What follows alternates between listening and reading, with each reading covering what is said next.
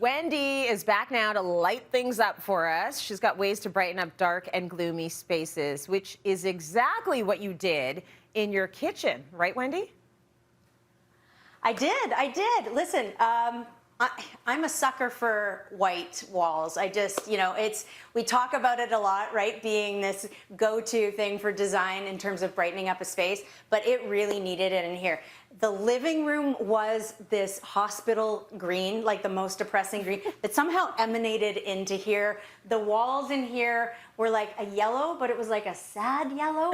And it was navy countertops and old kitchen cabinets. The fridge, I don't think the front of the fridge got cleaned in 12 years. So I'm pretty sure I can't even imagine what the inside looked like. Anyways, gutted the thing, painted it all white. That makes it just feel so fresh and clean in here. And in terms of lighting, again, we're on a budget. So I needed to keep a really strict budget. So rather than, putting pot lights everywhere, which was going to be time and labor and more money, I did a single pot light over the sink, which just adds enough light when you're hanging out, looking out the beautiful kitchen window to the backyard, doing the dishes. And it was easier because it's in a bulkhead. So rather than tearing down drywall and rewiring the whole house, literally one simple pot light was a great fix. The other thing is, this great chandelier, lots of light in here. That's on a dimmer, so that just makes it that much more flexible in terms of how you want to light the space, especially at evening. It's nice to be dimmed. But the piece de resistance in this kitchen was the fact that the exterior door to the outside deck was a solid door. And what I did was I repurposed, me, reduce, reuse, recycle. I took it was the front door, I moved it to the side, and it's a beautiful half window. It just changed the space. I can't even tell you how much more light is coming in here. It feels amazing. And the reason I went with these, again, reduce, reuse, recycle, the only salvageable thing in this house was this microwave, because I don't want to throw things out if I can reuse them. It worked perfectly fine.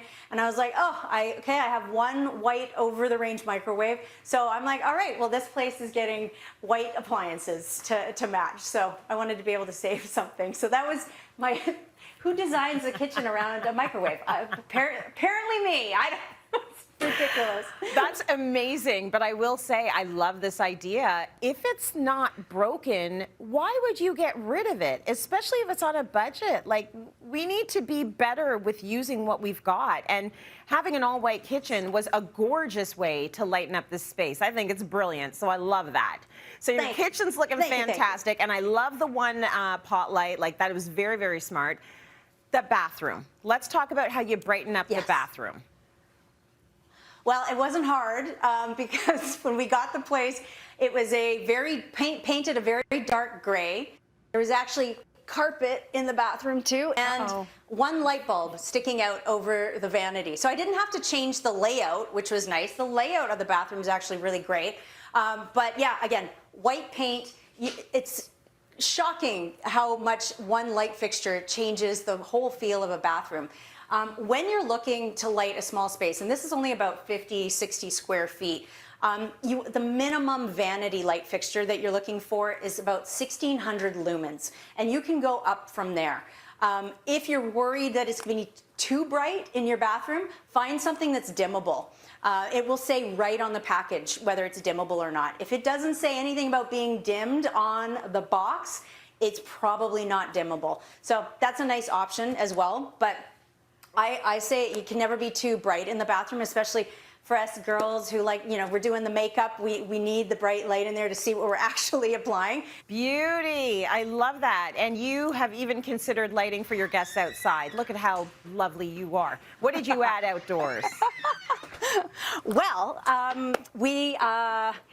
welcome to a little rainy, misty day in the county, so it's not ideal out here right now. But we had to redo this deck, Tracy. Mike and I rebuilt this deck.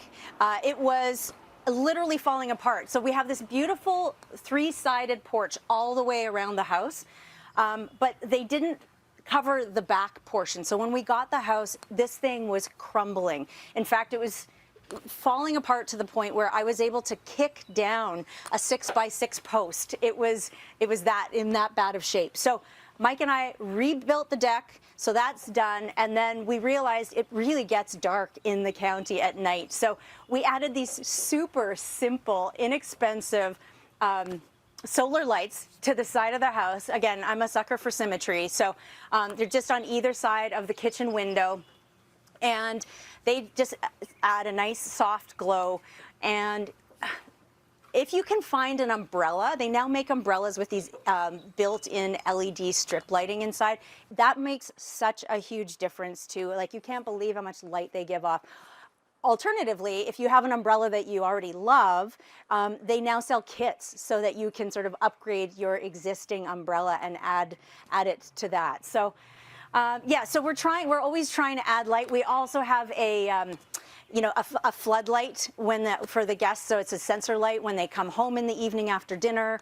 If they happen to be out in one of the fabulous restaurants here, they come home nice and safe. It brightens up the deck, and they can leave that on so that when they come and go in and out, it's easy peasy. So lots of bright light out here. Yeah. And an extra added bonus. You got a fire pit back there, don't you? Yeah. Yes. So again, another DIY project that Mike and I did. We, dug out the grass, rimmed it with rocks that were already on the property, and then we threw down some pea gravel.